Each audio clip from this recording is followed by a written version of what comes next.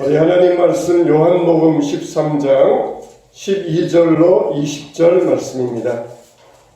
신약성경 170면 169면 요한복음 13장 12절로 20절 말씀입니다.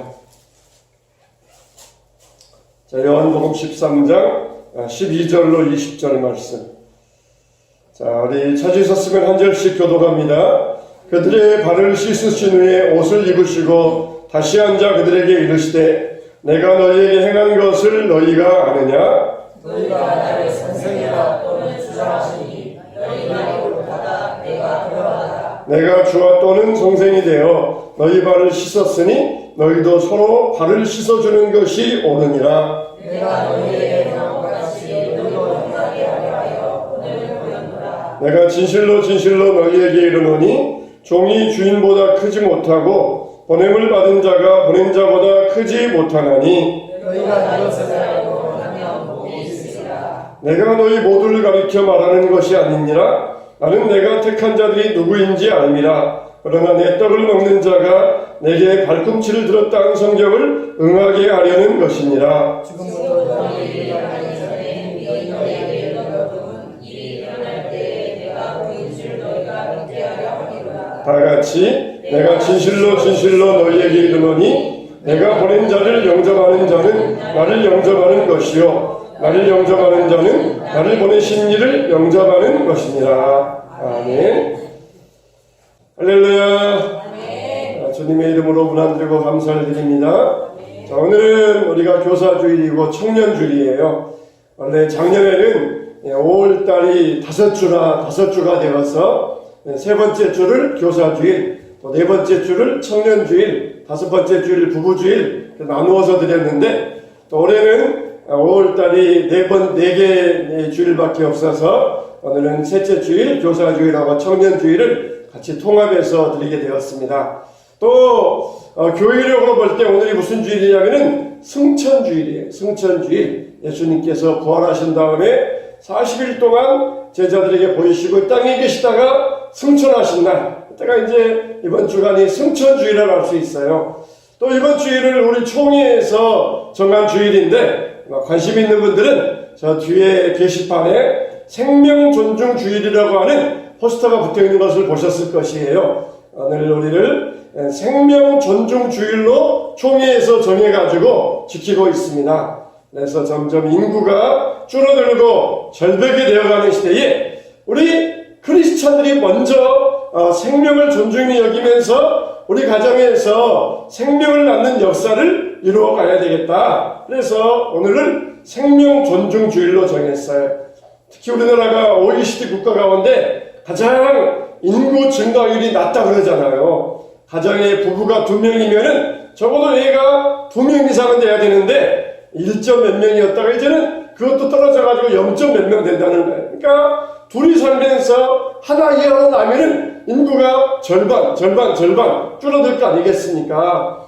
얼마 전까지만 해도 이 2000 몇 년도면은 한국이 사라진다 그랬는데, 그래도 오늘 인터넷 신문에 보니까 좀 후하더라고요. 그 학자는 2750년이 되면은 한국은 사라질 것이다. 이 학자는 좀 후하더라고요. 어떤 사람들은 2300년, 어떤 사람은 2200년, 100년도 말하는 사람들도 있는데, 2750년, 그러면 아주 멀었잖아, 그렇게 생각하지만은, 5000년 역사를 이어왔는데, 700년 만에 이 한국이 없어진다면은 어떻게 되겠습니까? 자, 그래서 우리 크리스찬들은 먼저 앞장서서 결혼하고 아이를 낳자. 이렇게 주장하고 있어요. 오늘 아침에 교회에 오다가 참이 또 특이한 경험을 했는데, 보통 지나가면 요즘에 이제 날씨가 좋으니까 차들이 창문들 열어놓고 운행을 하잖아요. 그러면은 음악을 듣는데, 우리나라의 가요를 듣는다든지, 어떤 가수의 노래를 듣는다든지, 아니면은 팝송을 듣는다든지 그러는데, 옆에 차가 지나가는데, 그 차에서 스피커가 크게 들리는데, 어떤 노래가 나오냐면은, 이슬람 곡이 나오는 거예요. 하면서 가는 이슬람 곡. 우리나라 사람들은 이슬람 노래 절대 안 좋아하거든요. 소리부터 그냥 고음에다가 하면서 이슬람 노래라 우리나라 사람들은 절대 안 좋아하고 이슬람 사람들이나 그 노래를 들어요. 그 곡을 들어요. 그러니까 틀림없이 그 차를 운전한 사람은 아마 이슬람 사람이었을 것이에요.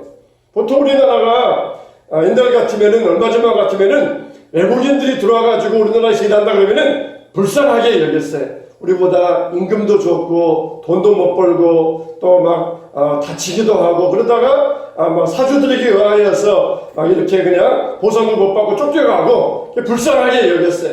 근데 이 점점 외국인 노동자들도 이 수준이 높아져요. 그래가지고 이 우리보다 더 잘 사는 외국인 노동자들도 얼마나 많은지 몰라요. 그래서 뭐 평균 두 부부가 와서 벌면은 뭐 평균 거의 1,000만 원 정도 벌고 우리보다 훨씬 수준 높게 사는 외국인들이 있어요. 제가 아는 목사님도 그 목사님 이 교인 집사님이 이 조선족인데 그 집사님 딸과 함께 들어와가지고 인천에서 그 집사님 딸이 식당을 하는데 마라탕 식당을 해요.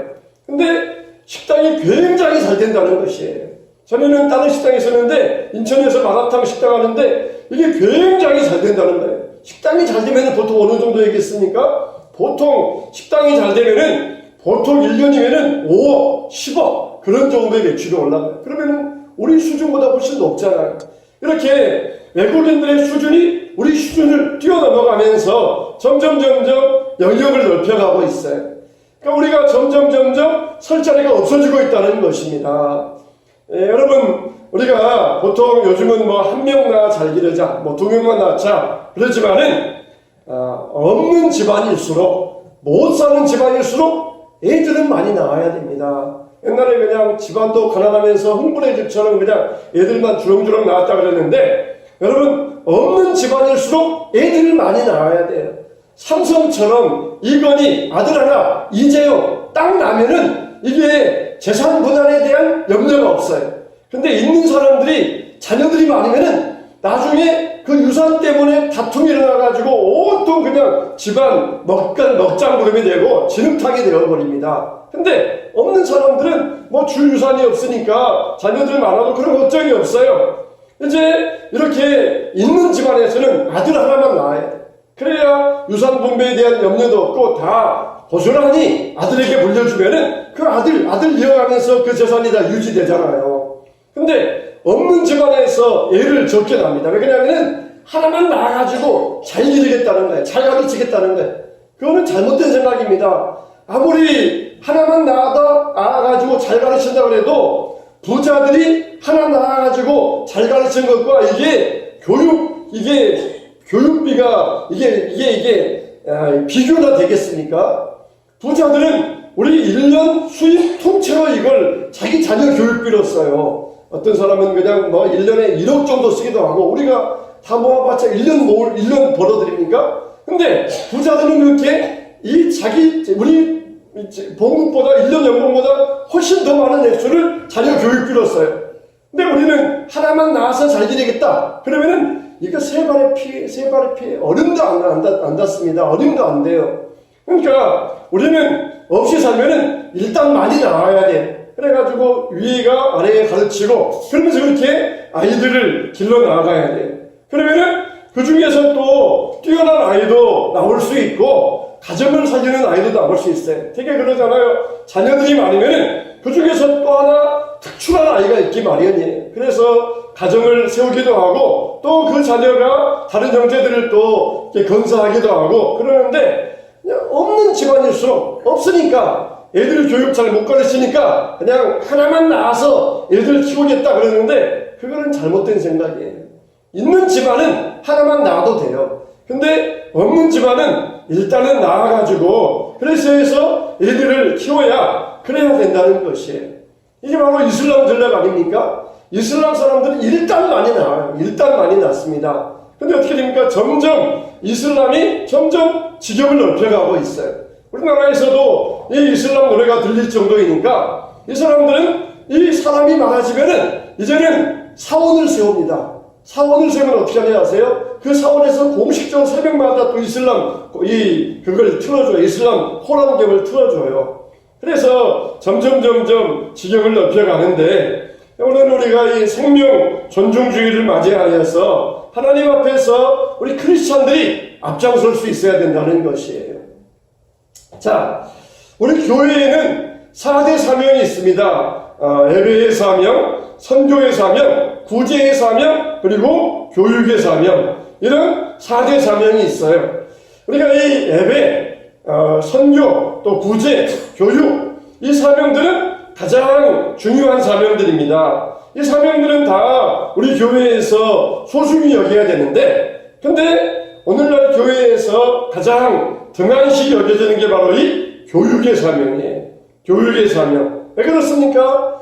교육의 사명, 이 가르치는 것은 당장 효과가 없어요. 당장 효과가 없습니다. 선교하고 구제하고 그러면은 당장 효과가 있어요. 일단 가서 캄보디아나 태국이나 이런 데 가가지고 학교 지어주고 그러면은 그런 나라는 막 몰려옵니다. 막 학생들이 막 몰려와가지고 거기에서 배우면은 그들에게 복음 전하고 이렇게 보면은 금방 효과가 있어요.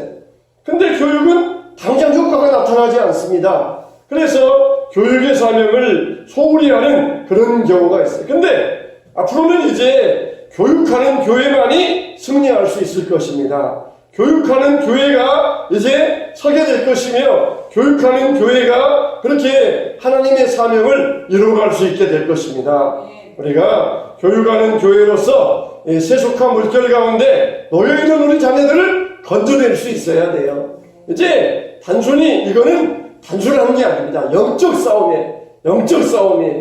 영적 싸움에서 우리 자녀들을 책임지고 부모가 보호해낼 수 있어야 돼요. 우리가 여기에서 알아야 될 것은 따라서 합시다. 예수님은 선생님이시다. 첫째로 우리가 알아야 될 것은 예수님은 선생님이시라는 거예요. 여러분, 교육이 뭡니까? 우리가 세상 교육에서 교육부에서는 교육 이념을 뭐라고 합니까? 홍익인간이라고 그래요. 널리 사람들을 이롭게 한다. 이게 인간 세상의 교육 이념이에요. 그런데 기껏 가르쳤는데 이 아이가 그냥 남을 해롭게 했다. 자기 배운 지식을 가지고 남에게 피해를 주었다. 이거는 잘못 가르친 것이에요. 홍익인간, 가르치는 목적이 뭐냐? 다른 사람들에게 유익을 줄 수 있는 사람을 만들자. 그게 바로 교육의 이념이에요. 다른 사람에게 피해나 준다. 내가 서울대 나왔다. 많이 배웠다. 그 지식을 가지고 남에게 해를 끼친다. 그거는 정말 극악한 것이에요. 그래서 남에게 도움을 줄 수 있는 사람, 남에게 유익을 줄 사람으로 우리 아이들을 교육해서 가르치자. 이게 홍익인간이라고 하는 교육 이념이에요. 그런데 신앙교육의 이념은 뭡니까? 신앙교육의 이념은 하나님의 형상을 회복하자는 것이에요. 할렐루야. 네. 하나님의 형상을 다시 찾자. 이게 신앙교육의 이념이에요. 우리가 원래는 아담이 하나님의 형상대로 정말 아름답게 지어졌어요. 하나님의 형상을 따라서 아주 완벽한 사람으로 지어졌습니다. 죄 없는 사람으로 지어졌어요. 근데 죄를 지어가지고 하나님의 형상을 잃어버린 것이에요. 그래서 다시 사람에게 하나님의 형상을 회복하게 만들자. 그게 바로 신앙교육의 목표예요. 말하자면 우리가 아이를 깨끗하게 씻어가지고 밖에 내놓았어요. 근데 이 아이가 그냥 숯검댕이, 흙덩이 막 얼굴에도 막 묻히고 그냥 어디 가서 그냥 빨가봤다가 놀다 왔는지 온몸에도 그냥 숯검댕이 그냥 흙 막 뭘 다 묻히고 왔어요. 그러면 그 아이를 씻어야 됩니다. 아마 우리처럼 그냥 샤워해가지고 한 번에 깨끗하게 만드는 것이 아니라 신앙교육은 마치 이 아이를 조금씩 이 아이를 이 더러운 것을 벗겨내가지고 원래 그 깨끗한 모습대로 회복되게 만드는 것. 이게 바로 신앙교육의 목표예요. 원래 우리 안에 하나님의 형상이 있는데 죄로 말미암아 완전히 우리 안에 시커먼 것이 다 물들었어요. 그것을 하나하나씩 벗겨내고 하나님의 형상대로 지음받은 인간으로 회복하는 게 바로 이 신앙교육의 목표라는 것입니다. 우리에게는 세 명의 아버지가 있어요. 부흥의 기간 동안에 친아버지, 또 영의 아버지, 하나님 아버지, 그렇게 세 명의 아버지를 배웠는데 오늘 우리가 알아야 될 세 명의 아버지는 뭐냐? 친부, 그리고 이 사부, 그리고 교부예요. 친아버지, 나를 낳은 육신의 아버지, 사부, 나를 가르쳐주신 선생님 아버지, 그리고 교부, 신앙교육을 가르쳐주신 교육의 신앙교육의 아버지, 그리고 우리에게 영의 아버지 하나님이 계시지만, 그리고 우리에게는 이렇게 세상에서는 세 명의 아버지가 있어요. 그래서 이걸 뭐라 그럽니까? 생부, 가정교육, 사부, 학교교육, 교부, 교회교육, 이게 세 개의 교육. 이 세 개의 교육이 합쳐져가지고 우리를 사람으로 만들어내야 됩니다. 하나님의 형상으로 우리를 만들어내야 됩니다. 그런데 이게 점점 무너졌는데 맨 먼저 뭐가 무너졌어요? 교회 교육이 무너졌어요. 제일 중요한 것이 제일 먼저 무너집니다. 그 다음에 가정교육이 무너졌습니다. 그 다음에 이제는 학교교육이 무너져가고 있어요. 제일 중요한 게 제일 먼저 무너졌어요. 세상에서는 그냥 가정교육, 학교교육이면 충분하다 그러는데 여러분 솥을 세우는데 두 발로 세울 수 있어요? 항상 삼각형이 제일 안정적이잖아요. 가정교육, 학교교육, 교회교육, 이게 삼각형 트라이앵글 만들어가지고 아이를 세워줘야 되는데 두 개의 교육, 가정교육과 학교의 교육과 하면은 이게 불안해요. 항상 넘어집니다. 인간도 두 발로 걸으니까 잘 넘어지잖아요. 그런데 세 개의 교육, 이게 딱 갖춰주면은 넘어질 일이 없어요. 근데 사탄은 맨 먼저 교회 교육부터 뺏어갑니다. 학교가 중요해. 학교에서 공부해서 대학 가야 돼. 그래서 교회에서 교육시킬 시간을 없애버려요. 바쁘니까 어린이들도 다 직장에서 일해야 되니까 배울 시간이 없어. 그러면서 배우지 못하게 하고 예배 드리지 못하게 하고 예배 시간도 그냥 얼른 왔다가 집에만 돌아가게 하고 그렇게 만들어버려요.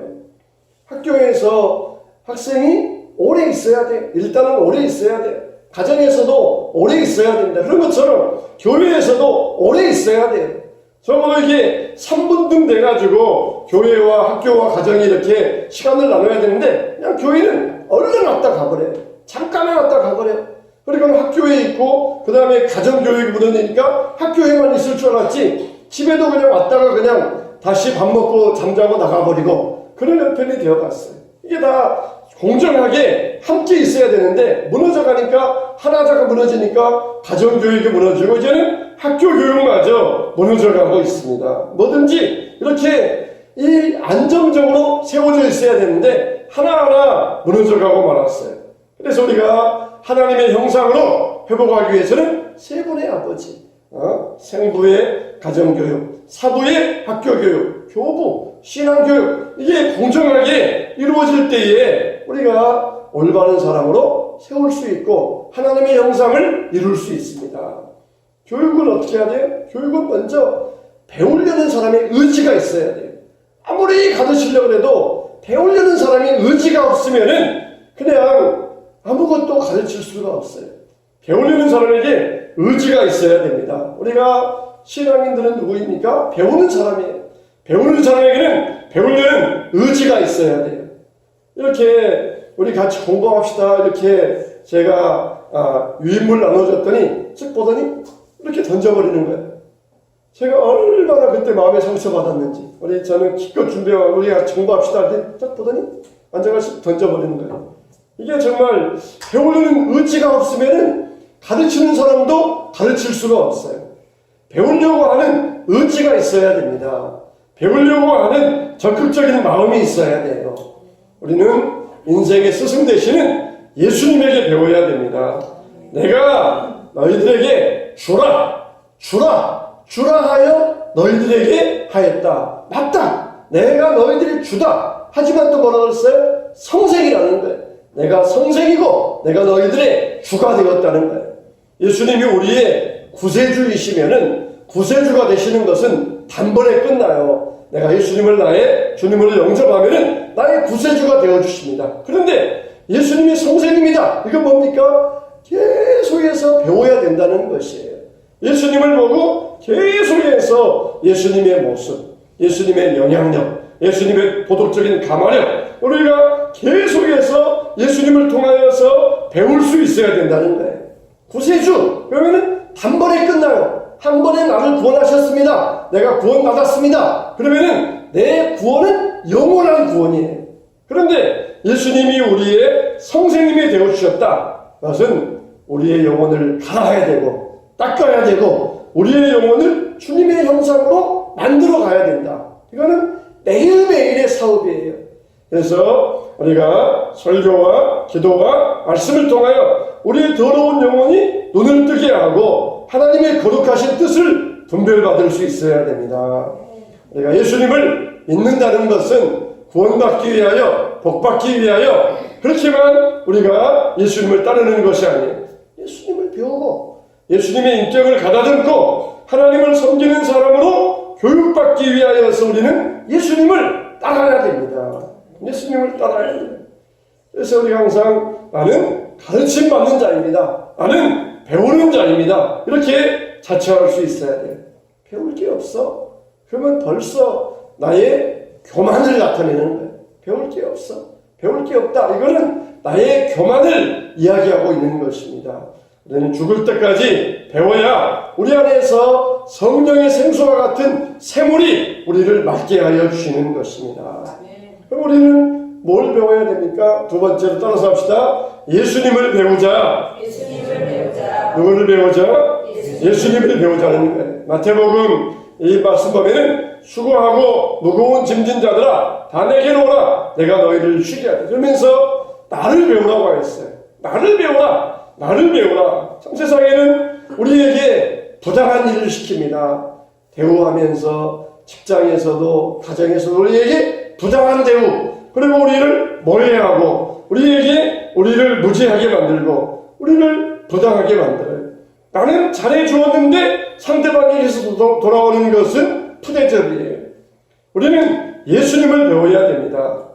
배우지 못하니까 작은 일에도 그냥 분노하고 화를 냅니다. 왜 그렇습니까? 배움이 없어서 그래요. 분노를 삭히는 법, 대인관계에서 배려하는 법, 어른스러운 마음을 갖는 것, 이게 바로 배움에서 나오는 거예요. 배움에서. 우리는 정말 이런 영적인 교육, 믿음의 교육을 잘 배울 수 있어야 됩니다. 여자친구하고 데이트를 하는데 자기는 항상 여자친구가 자기야 오늘 우리 약속했잖아. 내가 다른 일이 생겼으니까 다음에 만나자. 그러면은 알았어. 그렇게 해주는데 자기가 여자친구에게 자기야 오늘 나 다른 일 생겼으니까 다음에 만나자 그러면은 그 여자친구는 막 불같이 화를 낸다는 거야. 자기는 내가 중요해 뭐가 중요해 그러면서 막 그렇게 화를 낸다는 거야. 도무지 이해가 안 된다는 거예요. 나는 이렇게 해주는데 도무지 이해가 안 된다는 것이에요. 그러니까 이 사람은 내가 이렇게 했으면은 너도 이렇게 해야지. 똑같이 내가 했으면 너도 해줘야 돼. 항상 이런 주의를 가지고 있어요. 이런 주장을 가지고 있어요. 못 배웠기 때문에 배워야 돼요. 인간관계에 있어서 배려하는 법을 배워야 되는데 왜 나는 이렇게 했는데 너는 안 해? 그러면서 준 만큼 받으려고 그러니까 항상 이게 트러블이에요. 항상 이게 만나도 즐겁지가 않고 행복하지가 않아요. 주어야 돼. 주어야 돼. 나 줬으니까 너도 줘. 그러면은 불행해요. 내가 줬지만은 내가 돌아온 것이 적다 할지라도 그러면 내가 준 걸로 만족할 수 있어야 돼. 항상 이게 이런 인간관계 이걸 배우지 못하고 그냥 대학에 가고 직장 가니까 그냥 서로 그냥 싸우고 결혼해서도 싸우고 맨날 싸우다가 인생이 끝나요. 배려하는 법 배워야 됩니다. 내가 줬으니까 너도 내놔. 그러면은 이게 인생에 불행이 없는 것이에요. 예수님은 우리에게 뭘 말씀하셨습니까? 나의 온유함을 배우라 말씀하셨어요. 나는 온유하고 겸손하니 그러면서 예수님의 온유함을 배우라고 예수님은 말씀하셨어요. 이 온유라고 하는 것은 자동차에 있어서는 타이어와 같습니다. 자동차는 쇠잖아요. 근데 쇠를 받치고 있는 것은 고무, 말랑말랑한 고무예요. 이 말랑말랑한 고무가 그 무거운 쇳덩이를 받치면서 또 그걸 그냥 움직이게 만드는 거예요. 이게 타이어가 있기 때문에 자동차가 움직이기가 있어요. 우리 인생에서는 온유한, 부드러운 타이어와 같은 온유함이 우리에게 있어야 됩니다. 딱딱한 것만 있으면 나는 강한 자다. 나는 용기 있다. 나는 무쇠덩이다. 그러면은 움직일 수가 없어요. 온유한 것이 인생을 움직여가는 것이에요. 부드러운 것들이 인생을 움직이는 것이에요. 그래야 나의 강함도 나타날 수 있고 나의 용기도 나타날 수 있고 나의 지식도 나타날 수가 있는 것이에요. 그리고 예수님은 또 우리에게 뭘 배우라고 하셨습니까? 겸손함을 배우라고 하셨어요. 나는 온유하고 겸손하니 겸손함을 배우라고 말씀하셨어요. 예수님의 우리가 겸손함을 배워야 됩니다. 우리는 우리 스스로를 뭐라고 합니까? 나는 종입니다 그러잖아요. 나는 종입니다. 그런데 누가 여러분들에게 종 취급하면은 그때 가서는 정말 화를 냅니다. 난 이렇게밖에 대접 못해줘 그러면서 화를 내. 자기 입으로 종이라 그러면서 그렇게 종 취급하면은 막 화를 내는 거예요. 그게 무슨 경우입니까? 종. 예수님은 종. 예수님은 겸손하셨어요. 만분의 왕이시고 우주의 통치자이시지만은 십자가 지실 때 사람들이 서로 조롱하면서 그렇게 하더라도 예수님은 한마디도 하지 아니하시고 십자가를 지시는 종으로서 인생을 그렇게 이 십자가를 지셨던 것입니다. 이 바로 자제력이에요. 절제하는 게 이걸 배우기 위해서 우리가 신앙 교육을 받아야 됩니다. 우리가 뭘 얼마나 알았느냐 이게 중요한 게 아니에요. 예수님은 뭘 배우라 하셨어? 내가 너희들에게 산상복음 가르쳤지. 심령이 가난한 자는 무슨 복이 있어? 문제 내놓고 그것을 시험 문제 안 내지. 애통하는 자는 무슨 복이 있다고 그랬지? 내가 너희들에게 가르쳤는데 그것도 몰라? 그러면서 예수님은 시험 문제 안 내시고 뭘 배우라 하셨어요? 나는 마음이 온유하고 겸손하니 내 십자가를 지고 나를 배우라. 예수님의 온유와 겸손함을 배우라고 했어요. 산상복음을 다 외울 줄 알아도 시편을 다 외울 줄 알아도 우리가 예수님의 온유와 겸손함을 배우지 못하면 그거는 예수님의 제자가 아니에요. 예수님께서 시험 문제 딱 내놓으시고 율법의 이 가장 두 가지 큰 강령이 뭐라 그랬어? 빨리 대답해봐. 그러면서 그걸 가지고 시험 점수 매기고 그래 너는 내 수제자다 그랬다 그러면은 우리는 다 자격이 없을 거예요. 그걸 배우면서 우리가 예수님의 수제자가 되는 것이 아니라 나의 온유와 겸손함을 배우라는 거예요. 신앙생활하면서 이 온유와 겸손을 배우지 못하고 우리가 얼마나 주님 앞에서 옳지 못한 생활을 할 때가 많이 있습니까? 정말 우리가 뭘 얼마나 많이 했느냐 그게 중요한 게 아니에요. 오직 주님 앞에 온유와 겸손함을 배워야 돼. 야구 선수가 수비를 하는데 이 120번을 수비했는데 90번의 에러를 내는 것이에요. 오죽하면은 피아노 다리다 그런 별명을 붙여줄 정도입니다. 왜 그러냐면은 다리가 뻣뻣하니까 다리를 무릎을 굽히고 허리를 굽혀야 날아오는 공을 얼른 캐치해가지고 이 다른 수비수에게 전달할 수 있는데 다리가 뻣뻣해가지고 날아오는 공을 캐치하려고 하니까 맨날 놓치는 것이에요. 여러분 우리가 온유해야 됩니다. 수그릴 줄 알아야 돼요. 그래야 높이 날아갈 수가 있어요. 오늘 새벽에 이 모세에 대해서 말씀을 나누었는데 모세가 하나님의 명령을 받아가지고 애굽으로 내려가는데 어느 숙소에서 하나님께서 모세를 만나십니다. 하나님께서 떨기나무 가운데서 모세를 만나셨다가 이제 모세가 안 간다 못 간다 그러다가 뱀의 기적 품에 넣었다가 내는 문둥병의 기적 그런 기적을 보여준 다음에 모세가 이제 아내와 아들을 데리고 애굽에 내려가다가 어느 숙소에 들렸는데 그 숙소에서 딱 하나님이 찾아오셔요. 하나님이 또 찾아오셨으니까 얼마나 또 반가웠겠어요. 하나님이 또 자기에게 또 무슨 말씀하시고 뭘 주시려고 찾아오셨는가 했는데 하나님이 그때 그 숙소에서 모세를 막 죽이려고 그러시는 거예요. 아니 지금 하나님 말씀 듣고 사명 받아가지고 애굽에 가는데 하나님이 모세를 막 격려하기 위해서 찾아온 게 아니라 모세를 죽이려고 찾아오신 거예요. 그때 시보라가 차도를 취해가지고 아들의 포피를 베어서 할례를 행해서 너는 피난편이다 그렇게 합니다. 왜 그랬습니까? 모세가 미디안에 살면서 하나님 말씀에 불순종이 있기 때문에 그랬어요.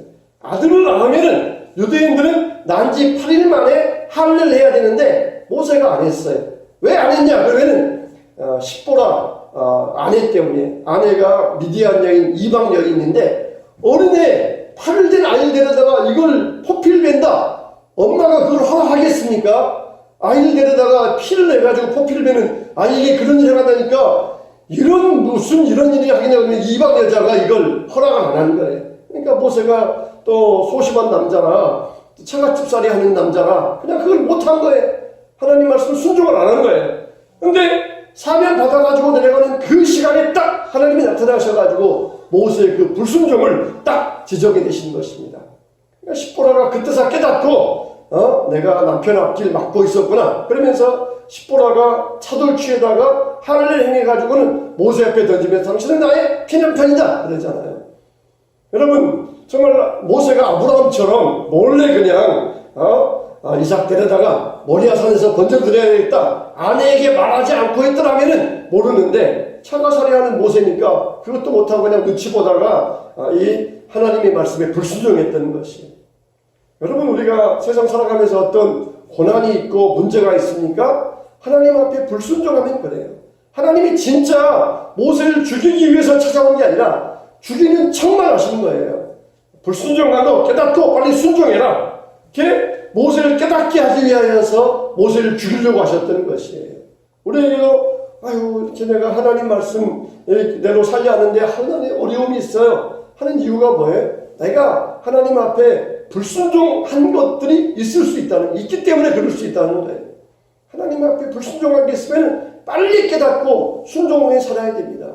십보라가 내가 하나님 이 모세의 앞길 남편의 앞길 막고 있었구나 그때서 깨달았어요. 그래서 순종하면서 포필됐을 때 그때 모세가 살아났던 것이 우리 최고의 배움의 최고는 뭡니까? 순종하는 거예요. 순종하는 것. 온유와 겸손함을 배우라. 순종하는 것. 이게 바로 배움의 최고본입니다. 하나님 앞에 순종하는 자들 되시기 바랍니다. 하나님께서 여러분의 앞길을 열어주실 것이에요. 문제를 해결해 주시고 고난과 역경들을 다 제쳐주실 것입니다. 우리는 예수님을 배워야 됩니다. 예수님을 배워야 돼요. 그래서 예수님 앞에서 예수님을 잘 배우고 나아갈 때에 예수님으로 말미암아 예수님 안에서 영생과 은혜의 삶을 누리게 될 것입니다. 우리는 정말 하나님 형상을 회복하는 믿음의 교육을 배워갈 수 있어야 돼요. 오늘 또 말씀을 통하여서 정말 하나님의 형상이 손톱만큼이라도 내가 회복되었다. 내가 정말 눈곱만큼이라도 내게 하나님의 형상이 회복되었다 하는 그런 은혜가 있기를 그런 결심과 그런 하나님의 축복이 여러분들이 임하게 되기를 주님의 이름으로 축복합니다.